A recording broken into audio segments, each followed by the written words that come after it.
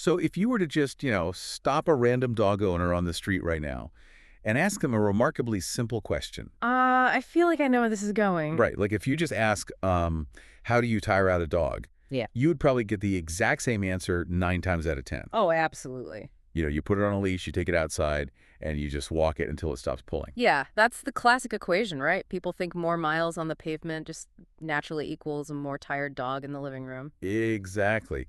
But according to our source material today, which is this really fascinating deep dive from the Vile Pet podcast's Poodle Health Academy, that classic equation is, well, it's fundamentally flawed. It really is. So today, we are taking all these sources and cracking the code on what it actually takes to keep one of the world's most intelligent dog breeds healthy, happy, and out of trouble. Uh-oh. We're zeroing in on poodles, looking specifically at their exercise and weight management. And there's so much to cover there. There really is. Okay, let's unpack this.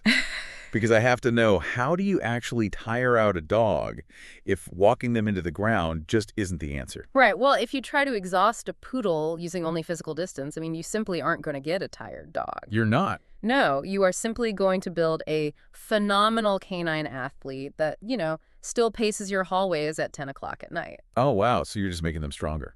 Exactly. For a poodle, physical fatigue is only half the battle, and honestly, it might even be the easier half. Which is wild. But the numbers in the Vital Pet transcript actually back that up in a way I found genuinely hard to believe at first. Yeah, the puzzle toy stat. Yes. They note that a poodle spending just 10 minutes actively working through a complex food puzzle often ends up more genuinely settled afterward than a poodle that just walked an extra half mile. It's incredible. I mean, 10 minutes of thinking actually beats an extra half mile of walking. That's crazy. What's fascinating here is that the underlying mechanism is totally driven by biology. Well, the poodle's brain requires massive amounts of glucose to process complex information, just like ours does, right? Okay. Yeah. They were originally bred to work, to think and to solve problems alongside humans out in the field. So when they have to figure out how to slide a plastic piece to uncover a treat or track a scent through a room, their brain is just firing on all cylinders. So it's literally exhausting for them. Exactly.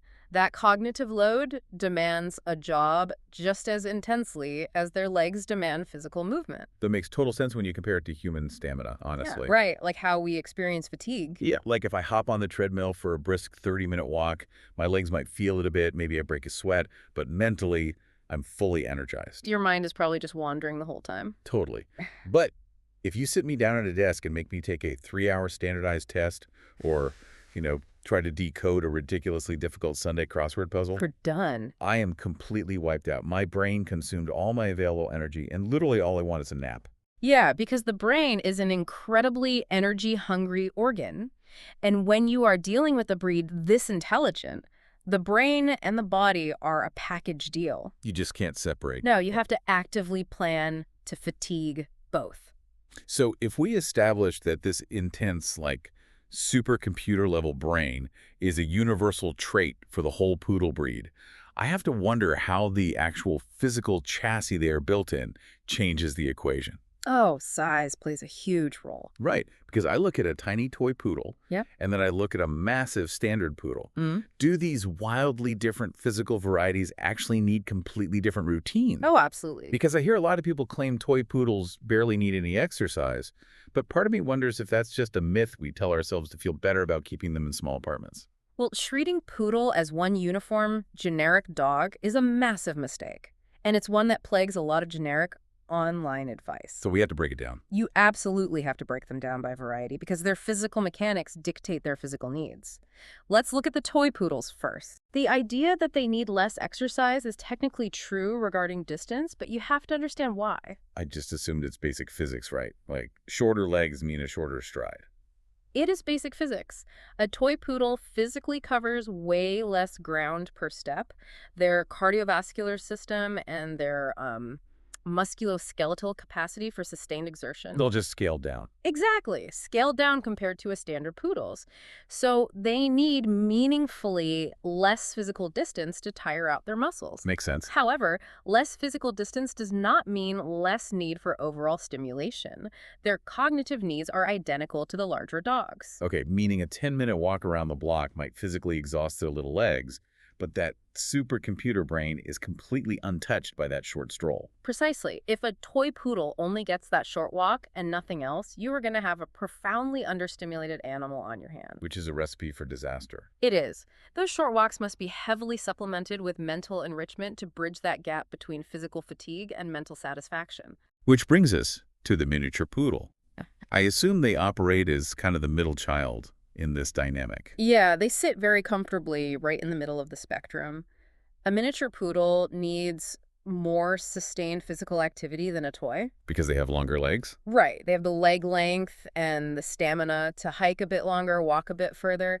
But they generally don't require the extensive, really rigorous, daily athletic output that a standard poodle thrives on. And the standard poodles are the heavy hitters here. Oh, for sure. Because when people see a standard, they see this robust, athletic frame. I mean, they look like they could run a marathon. And many of them are completely capable of intense endurance work. Standards are built with substantial physical stamina and power. So they're the runners. If someone is looking for a dedicated jogging partner or, a dog to take on long, arduous weekend hikes in the mountains, a mature standard poodle is a fantastic choice. But you said mature there. Yes, they have the physical frame to handle that load, though there is a very serious caveat about their age and skeletal development that we definitely need to address before anyone starts lacing up their running shoes. We will definitely get to that. But real quick, I know a lot of people listening probably just want a cheat sheet, They always do. Right. They want a chart online that says, walk your standard poodle for exactly 45 minutes twice a day.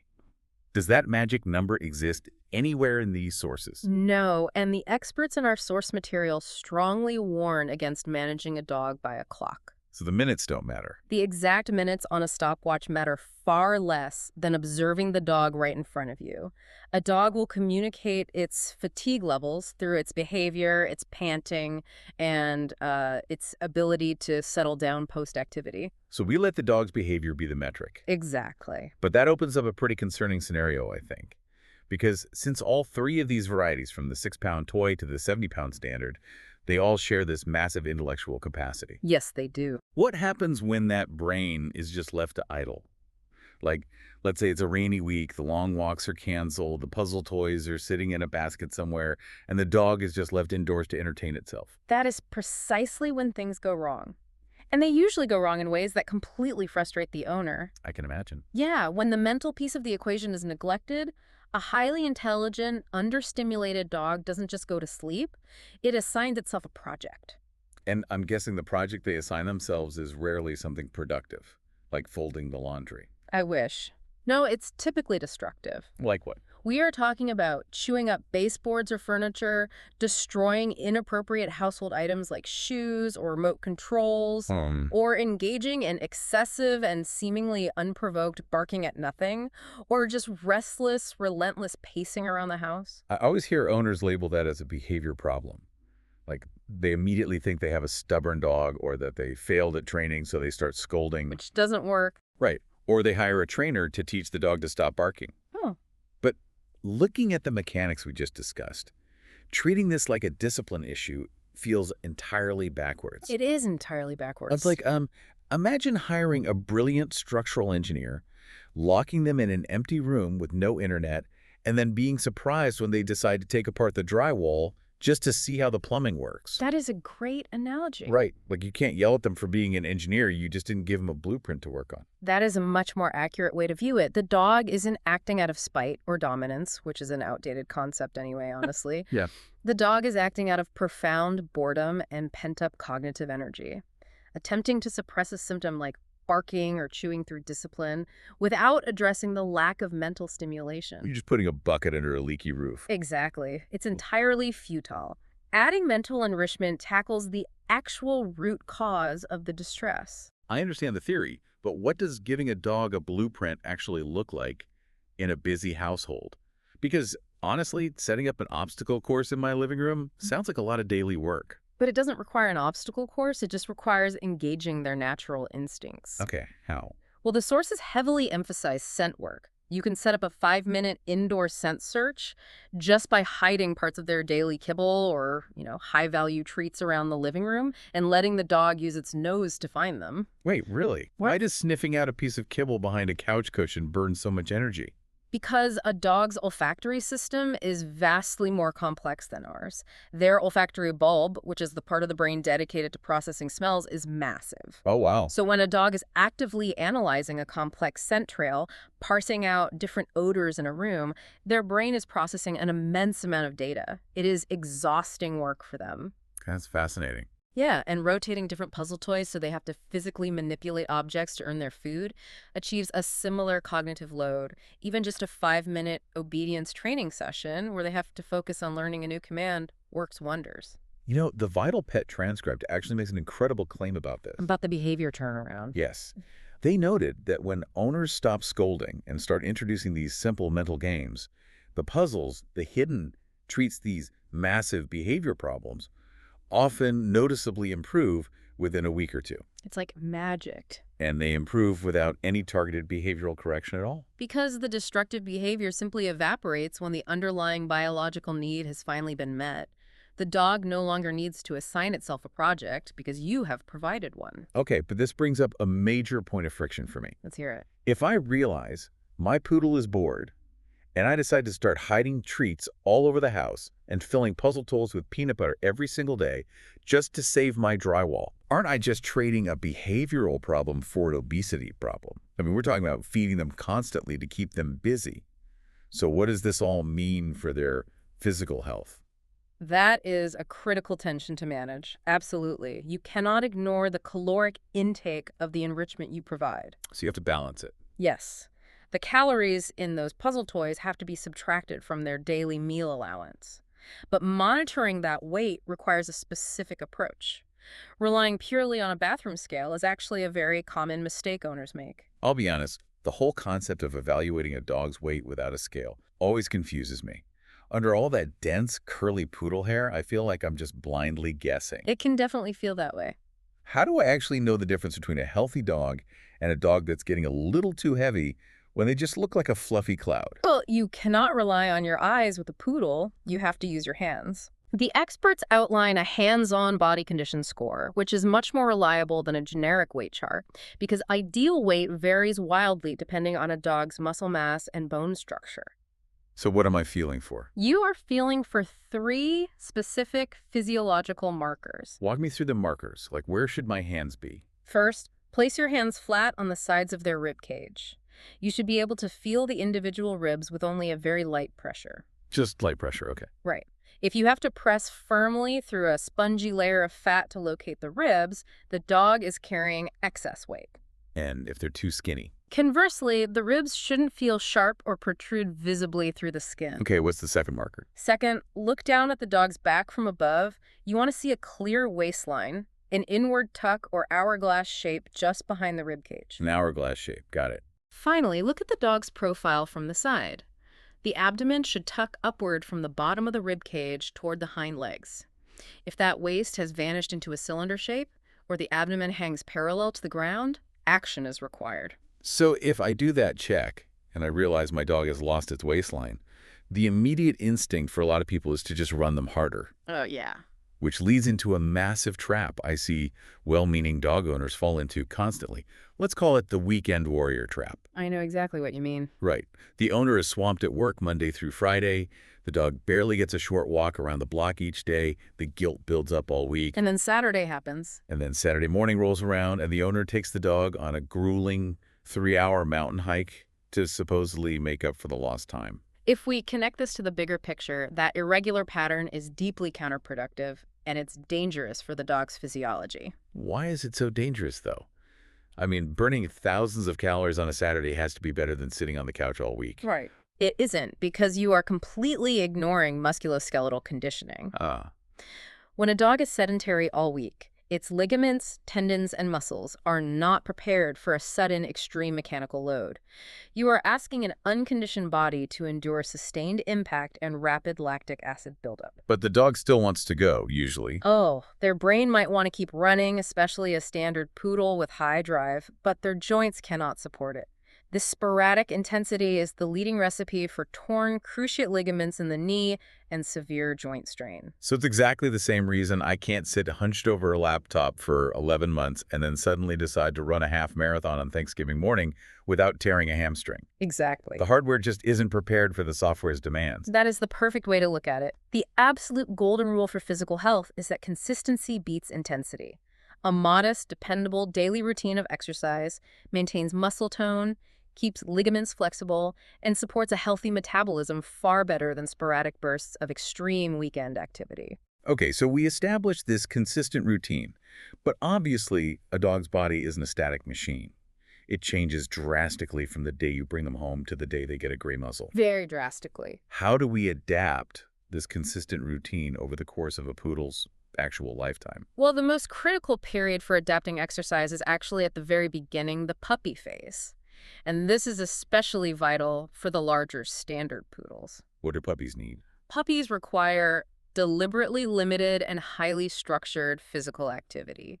You want short, self-directed play sessions on soft surfaces. Soft surfaces, okay. Yes, you absolutely must avoid long-distance running on pavement or forced, repetitive exercise like throwing a ball 50 times in a row. I know puppies are fragile, but what is actually happening inside their bodies that makes a long run so dangerous? It comes down to their growth plates. These plates. Yeah, a growth plate is an area of soft, developing cartilage tissue situated at the ends of long bones in a puppy's legs. Because this tissue is soft and hasn't yet calcified into solid bone, it is highly vulnerable to injury.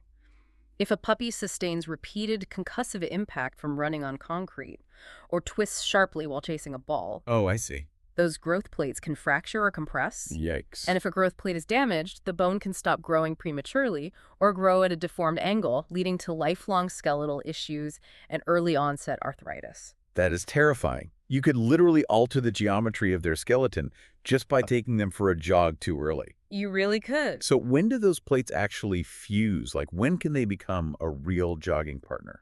You transition into more intense activity during adulthood. Once the dog is fully grown, which can take up to 18 months for a large standard poodle, those growth plates close and calcify into solid bone. Okay, so wait for the vets, okay. Exactly. Once a vet confirms their skeleton is mature and you have conditioned them gradually over time, that is your green light.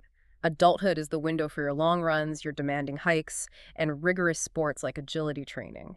And then, inevitably, that athletic adult slows down. They become seniors. And I think the compassionate instinct for a lot of owners is to just let them retire. It's a natural reaction. Right? If the dog is moving a little stiffly, you feel bad making the walk, so you just let them rest on the couch all day? Well, while compassionate in intent, retiring a senior dog to the couch accelerates their physical decline. Oh, really? Yes, the sources are absolutely adamant on this. Exercise should not stop for a senior dog. Consistent, gentle movement is vital for joint health. How does it help the joints? Motion acts as a lubricant. It encourages the production of synovial fluid in the joints, which actually eases arthritis pain. Furthermore, resting all day leads to muscle atrophy, and when they lose muscle mass, more strain is placed directly on those aging joints. Wow, okay, so you don't stop the exercise, you just change the parameters. Exactly. Yeah. You shift away from intensity and toward frequency. Yeah. Instead of one long, arduous walk, you offer 3 short, leisurely walks. Yeah. And you become a very astute observer of their recovery. You are looking for excessive panting that doesn't settle quickly, a reluctance to keep walking, or stiffness that shows up hours after the activity. If you see those signs, you simply scale back the duration the next day. Okay, here's where it gets really interesting, because there is one more massive variable we have to adapt to. The environment. Yes, it has nothing to do with the dog's internal biology or their age. It's completely external, and specifically, how the weather interacts with the poodle's most defining physical characteristic, that incredibly dense curly coat. The coat fundamentally alters how a poodle experiences ambient temperature. Right. Historically, that dense, tightly curled hair was an evolutionary advantage heavily selected for by breeders. Poodles were originally utilized as water retrievers, often working in cold climates. So they were basically wearing a wetsuit. Pretty much. That coat provided exceptional thermal insulation, trapping body heat so they could jump into freezing marshes to retrieve waterfowl without succumbing to hypothermia. Which is an incredible survival mechanism if you are hunting in a freezing river in Germany 300 years ago. Definitely. But it becomes a severe liability if you're taking your dog for a brisk walk in a sweltering suburban neighborhood in July. It is a profound liability in the heat. Dogs do not sweat through their skin like humans do. They primarily regulate their temperature through panting. When a poodle exerts itself, its muscles generate massive metabolic heat. That dense coat traps the heat directly against their body. They are highly prone to overheating and heat stroke. Owners must drastically adjust their routines in the summer. So you can't just power through a heat wave because it's part of the routine. Exactly. You must shift your walks to the coolest parts of the day, early morning before the sun heats the ground, or late evening. You have to shorten the duration of the physical exertion, swap in more indoor mental puzzles to burn energy safely, and always, always carry water. The sources brought up another summer hazard that I think is incredibly easy to overlook because of how humans navigate the world: the pavement itself. Surface temperature is a critical, often ignored safety consideration. Asphalt, concrete, and even sand absorb solar radiation and can become scorching hot. So hot. The pavement can easily reach temperatures high enough to cause severe thermal burns to a dog's paw pads, long before the ambient air temperature feels unbearable to a person. And we have shoes on, so we don't feel the asphalt baking. We just assume if the air feels fine, the ground is fine. Which is why relying on ambient temperature is a huge mistake. The experts recommend a very simple, non-negotiable habit. Before you start a walk in the summer, place the back of your bare hand firmly against the pavement. The back of your hand. Yes. Hold it there for 7 seconds. If it is too hot for your hand to remain comfortably on the surface, it is absolutely too hot for their paws. Wow, 7 seconds. Yeah. And if it fails the test, you either stick to grassy areas or you wait until the sun goes down. Now, on the flip side of that, because they have this incredible thermal insulation, I assume the cold weather isn't nearly as much of a concern for their core temperature? Their core temperature is well protected by the coat, provided it's kept somewhat dry, yes. However, the coat does not protect them from the environmental hazards of winter terrain. Like what? You still have to manage the ground safely. Ice poses a severe slip hazard for unconditioned ligaments, and the chemical salts used to melt snow on sidewalks are highly toxic if ingested and incredibly caustic to their paw pads. Okay, so pulling all of this together, synthesizing this deep dive into the vital pet materials. Yeah. The path to a healthy poodle requires a really delicate daily balance. It really does. For this breed, the supercomputer brain and the athletic legs are a package deal. You cannot ignore the mind and expect the body to just settle down. The absolute key to a happy life is a dependable daily routine that forces them to exert both physical energy and cognitive effort. And you have to be honest about adapting that routine based on the chassis they occupy, whether they are a toy, mini, or standard, protecting them when they are fragile puppies with open growth plates, keeping them moving as stiff seniors, and respecting the serious limitations their dense coat places on them in the heat. And if we look at everything we've uncovered today, it leads to a final thought I really want to leave you with, something that fundamentally shifts how we view living with these animals. I'd love to hear it. We discussed how poodles were historically bred to work intimately alongside humans. Right? Yeah. They spent centuries retrieving, solving complex problems in the field, and reading our subtle physical cues. They are genetically wired to be our active partners, not just passive observers in our homes. They aren't ornamental pets. They are collaborators looking for a job. Which reframes everything we discussed about their behavior. When a poodle is pacing the halls relentlessly, barking at every shadow in the window, or systematically destroying your living room furniture, we need to stop viewing it as them simply misbehaving or acting out of defiance. Given their immense intelligence and their deep historical drive to work in partnership with humans, maybe that destructive behavior isn't rebellion. Maybe it is their desperate, frustrated attempt to communicate their unmet biological and cognitive needs to us using literally the only vocabulary they have. They are essentially screaming that their brain is starving for a job and their body needs to move. Exactly. The ultimate question is, are you actually listening to what they're telling you? Because, as we've learned, you can't just exhaust a dog's legs. You have to engage their mind. Thank you so much for joining us on this deep dive. Keep asking questions, keep challenging your assumptions, and most importantly, keep exploring.